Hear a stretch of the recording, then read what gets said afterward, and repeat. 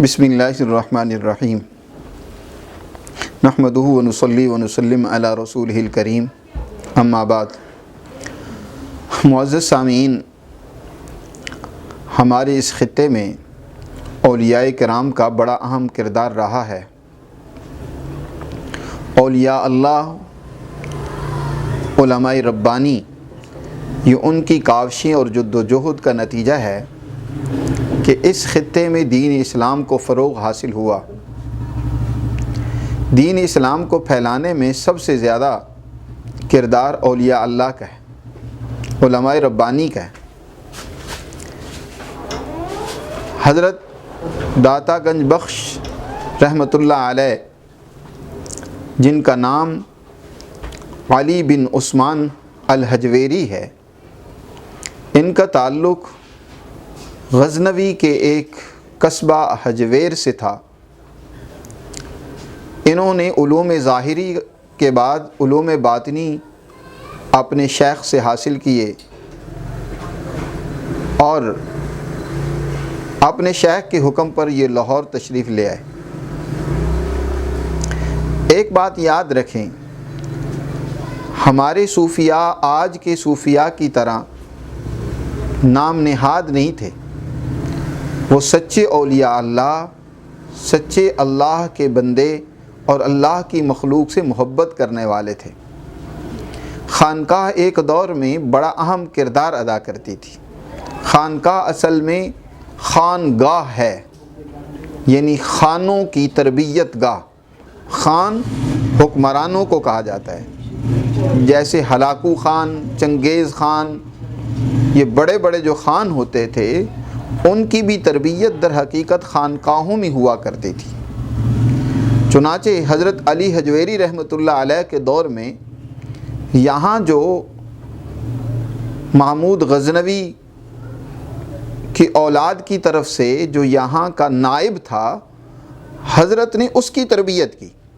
حضرت کے ہاتھ پر وہ مسلمان ہوتا ہے، وہ ہندو تھا، مسلمان ہوتا ہے، اسلام قبول کرتا ہے، تربیت حاصل کرتا ہے، اور چنانچہ اس نے یہاں دین اسلام کے فروغ کے لیے بڑا کردار ادا کیا۔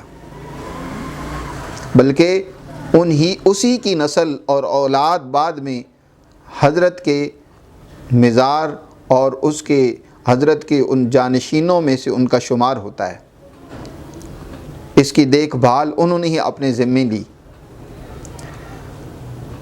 حضرت کو جو داتا گنج بخش کا لقب ملا، یہ بھی معمولی نہیں۔ صوفیاء کرام کو جو اس طرح کے القاب دیے جاتے تھے، یہ در حقیقت ان کی خلق خدا کے ساتھ محبت، ان کی عطا، ان کی بخشش کی بنیاد پر تھے۔ آج ایک طبقہ ان القاب کی بنیاد اور وجہ کو، حقیقت کو نہ سمجھتے ہوئے شرک کے فتوے لگاتا ہے، جبکہ اصل میں ان القاب کے ذریعے سے یہ لقب ان کو عوام کی طرف سے دیے گئے، کیونکہ انہوں نے عوام کے ساتھ انتہائی ہمدردی، انتہائی خیرخواہی، انتہائی ان کے مسائل کو حل کرنے کے حوالے سے کردار ادا کیا۔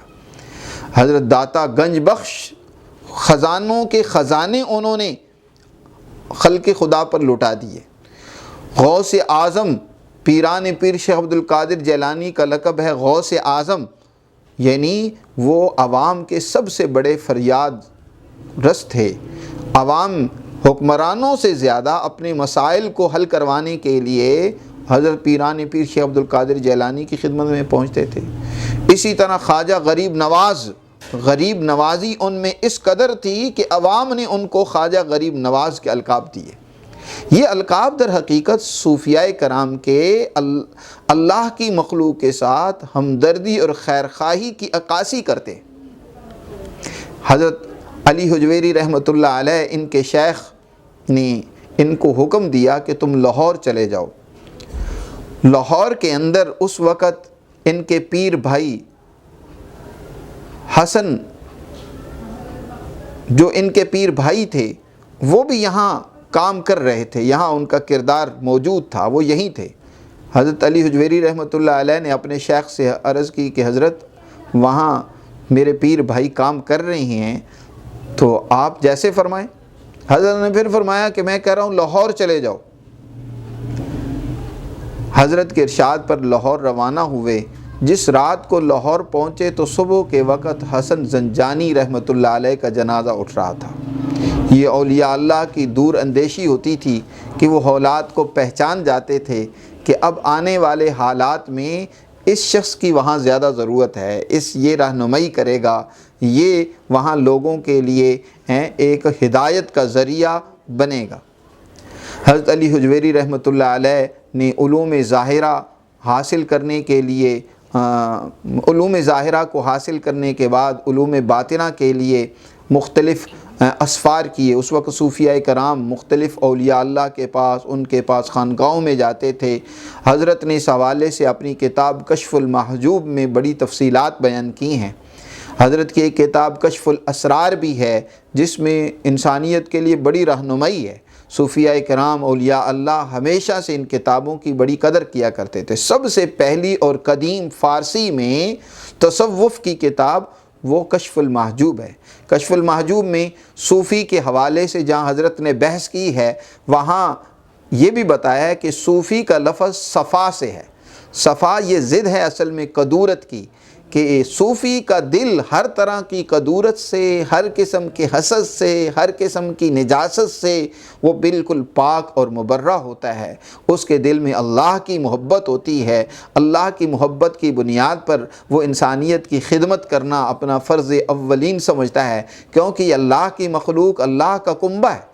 الخلق عیال اللہ فاحب الخلق الی اللہ من احسن الی عیالی۔ یہ اللہ کی مخلوق اللہ کا کنبہ ہے۔ اللہ کو سب سے زیادہ پسندیدہ اور پیارا وہی انسان اور بندہ ہے جو اس کے مخلوق اور کنبے کے ساتھ سب سے بہتر اور اچھا سلوک کرتا ہے۔ اس لیے جتنے اولیاء اللہ ہوتے تھے، علماء ربانی ہوتے تھے، اتنے ہی وہ اللہ کی مخلوق کے ساتھ ہمدردی اور خیرخواہی کے جذبات رکھتے تھے، اور اس وقت کے حکمرانوں کی تربیت کرنا ان کا گویا کہ مشن سب سے پہلا اور اولین مشن ہوا کرتا تھا۔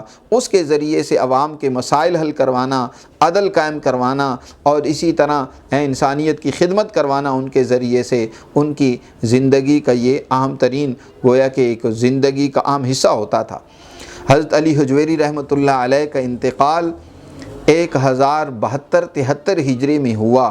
اس حوالے سے حضرت کو دنیا سے رخصت ہوئے 1000 برس سے بھی زیادہ کا عرصہ بیت رہا ہے، لیکن ان کی محبت، ان کی وہ چاہت، ان کی روحانیت، ان کی وہ قدر و منزلت آج بھی لوگوں کے اندر ویسی کی ویسی ہے۔ لہذا ہر سال حضرت کے مزار اقدس پر لاہور میں آ کر، جہاں آج حضرت کا مزار ہے، یہیں حضرت نے تعلیم و تربیت کا سلسلہ شروع کیا۔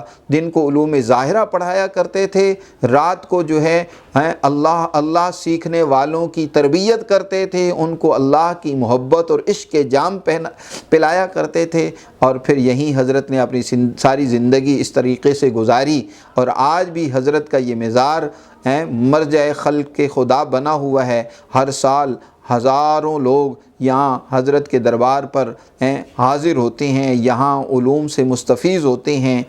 لیکن افسوس یہ ہے کہ آج ہماری زندگیاں رسم و رواج کا شکار ہو گئی ہیں، حقائق ہم سے رخصت ہو گئے ہیں۔ اصل صوفیاء کی زندگی کو آج اپنانے کی ضرورت ہے، ان کی زندگی کو پڑھنے کی ضرورت ہے، ان کا وہ کردار جو تھا اس کو آج سیکھنے کی ضرورت ہے، تاکہ ہم صحیح معنوں میں دنیا اور آخرت میں کامیابی حاصل کر سکیں۔ شکریہ۔ اللہ ہماری طرف سے حضرت کو سینکڑوں اور ہزاروں رحمتوں برکتوں سے نوازے، اور کل قیامت کے دن ہماری بھی بخشش کا ذریعہ بنائے۔ وما علینا الا البلاغ۔